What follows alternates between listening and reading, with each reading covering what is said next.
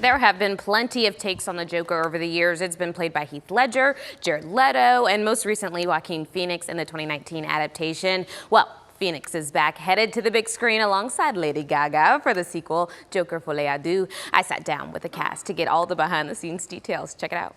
Trial of the century. They believe Arthur Fleck to be some kind of martyr. Well, he's not. Joker Folie, Deux, an exploration of mental illness and societal rejection mounting upon Arthur Fleck as he heads to trial. Arthur sees himself as a star. I feel like there's this notion going around, it's not new, but I think it's definitely highly talked about right now, where a lot of criminals are kind of being publicized as celebrities right now. Anna Delvey, Gypsy Rose. How do you think that kind of is portrayed in the movie? I mean, I think it just says a lot about culture in general nowadays, and this idea that we can turn anything into entertainment, even a court case, and and that happens, I think, here in the States all the time. Presidential election is basically sold as presidential debate is sold as a UFC fight, right? So when everything becomes entertainment, what is entertainment actually? In the midst of Arthur fighting for his own mind and the judicial court, he stumbles upon love. I saw this version of Harley Quinn, or Lee Quinzel, that you brought to the screen, and I noticed that she's a little bit more grounded, maybe a little bit more manipulative. To use the word manipulative, like, it's pretty dead on. Even if she doesn't think she's being manipulative, that sounds like Lee to me. There's a little something in there. Yeah, I mean, she was always trying to provoke Arthur to be Joker. I want to see the real you. The movie was filled with music, but it's not necessarily a musical, but more about illustrating the love between Arthur and Lee Quinzel. It started with, of course, the character of Arthur, which Joaquin Phoenix plays. So it was always like, where would he not really have the words for this? And then we would give him, a song or a moment in that, and that started informing the entire language for the rest of the screenplay. We use music to make us whole,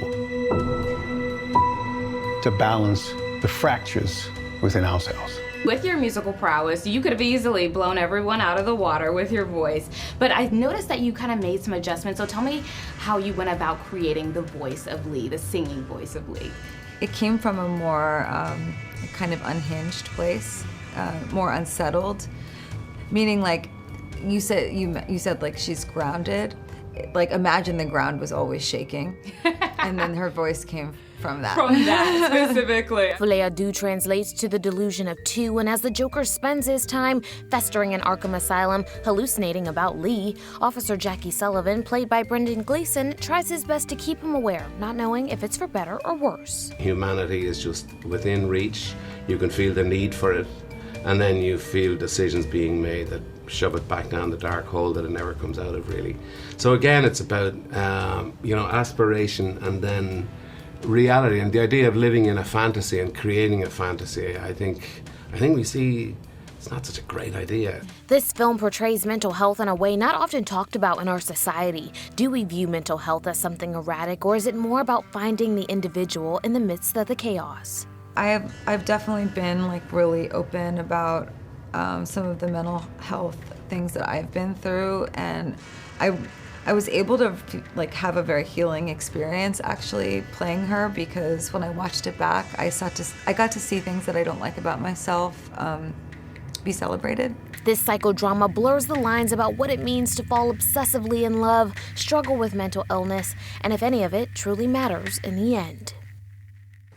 Joker Folie, Deux will be in a theater near you tomorrow, so mark your calendars if you have nothing going on this weekend. And also look out for Lady Gaga's new album, Harlequin. She said she wasn't ready to be done with the character behind the scenes, so she decided, let me create this new project specifically for the film. So check that out. It is fully tied to the movie, and it is filled with reinterpreted jazz classics, all the things. So make sure you watch the 2019 film Joker before going to see this one. It'll make a lot more sense.